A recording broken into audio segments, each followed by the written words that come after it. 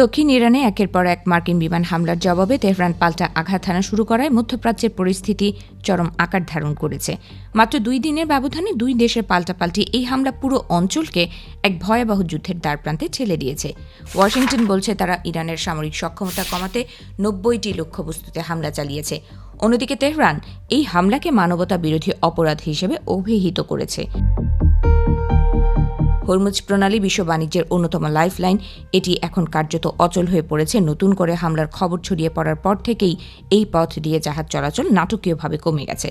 আগে যেখানে প্রতিদিন গড়ে 130টি জাহাজ এই রুটে যাতায়াত করত, এখন সেই সংখ্যা নেমে এসেছে মাত্র 10টির নিচে। তেলবাহী ট্যাঙ্কার ও মালবাহী জাহাজগুলোর মালিকরা চরম আতঙ্কে দিন কাটাচ্ছেন, কারণ এই অঞ্চল এখন কার্যত একটি যুদ্ধক্ষেত্রে পরিণত হয়েছে। ইরানের ভেতরে ক্ষয়ক্ষতির পরিমাণও কম নয়। ইরানের সরকারি সংবাদ মাধ্যমের ভাষ্যমতে গত 2 দিনে মার্কিন হামলায় 14 জন প্রাণ হারিয়েছেন এবং আহত হয়েছেন 78 জন। দেশটির বন্দর নগরী চাবাহারের কন্ট্রোল টাওয়ার সহ বিভিন্ন সামরিক স্থাপনায় ব্যাপক ক্ষয়ক্ষতি হয়েছে। এছাড়া বুশেহের পারমাণবিক বিদ্যুৎ কেন্দ্রের আশপাশেও হামলা চালানো হয়েছে বলে দাবি করা হয়েছে, যা পরিস্থিতিকে আরও জটিল ও বিপজ্জনক করে তুলেছে। এরই মধ্যে ইরানের সুপ্রিম লিডার আয়াতুল্লাহ আলী খামেনির দাফনকে কেন্দ্র করে মাশহাদ শহরে লাখো মানুষের ঢল নেমেছে। গত 28 ফেব্রুয়ারি মার্কিন ও ইসরায়েলি হামলায় খামেনি নিহত হওয়ার পর তার মৃত্যুতে শোকের পাশাপাশি এখন চরম প্রতিশোধের আগুন জ্বলছে ইরানিদের চোখে মুখে। শোকার্ত জনতা মার্কিন প্রেসিডেন্ট ডোনাল্ড ট্রাম্পের বিরুদ্ধে স্লোগান দিচ্ছে এবং শেষকৃত্য চলাকালীনও দেশের বিভিন্ন প্রান্ত থেকে হামলার খবর আসছে।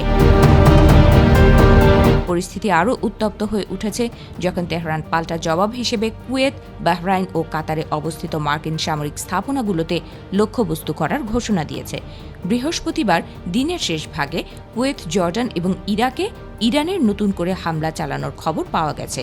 উপসাগরীয় দেশগুলো এখন উচ্চ সতর্কতায় রয়েছে, কারণ তারা ভয়ে আছে যে এই সংঘাতের আঁচ তাদের সীমানাতেও ছড়িয়ে পড়বে। দুই দেশেরই রেষারেষি ভেঙে চুরমার করে দিয়েছে গত 17 জুন স্বাক্ষরিত সেই বহুল আলোচিত সমঝোতা চুক্তি। ট্রাম্প প্রশাসন সরাসরি জানিয়ে দিয়েছে যে ইরানকে নিয়ে করা সেই চুক্তি এখন আর কার্যকর নেই। ট্রাম্প কঠোর ভাষায় ইরানকে আক্রমণ করে বলেছেন তিনি আর কোনো আলোচনার পথ খোলা রাখছেন না। অন্যদিকে ইরানের পররাষ্ট্র মন্ত্রণালয়ও পিছু হটতে নারাজ। তারা আমেরিকার এই সামরিক অভিযানকে পাগল ও অশুভ বলে আখ্যা দিয়েছে। ইরানি পার্লামেন্টের স্পিকার মোহাম্মদ বাঘির গলিবাফ সামাজিক যোগাযোগ মাধ্যমে হুঁশিয়ারি দিয়ে বলেছেন, যারা ইরানকে হুমকি দিচ্ছে তারা এখনও শেখেনি যে আগ্রাসনের ফল কখনো ভালো হয় না। তিনি সাফ জানিয়ে দিয়েছেন হরমুজ প্রণালীর নিয়ন্ত্রণ এখন সম্পূর্ণ ইরানের নিজস্ব ব্যবস্থাপনায় থাকবে এবং মার্কিন কোনো হুমকি তাদের পিছু হটাতে পারবে না।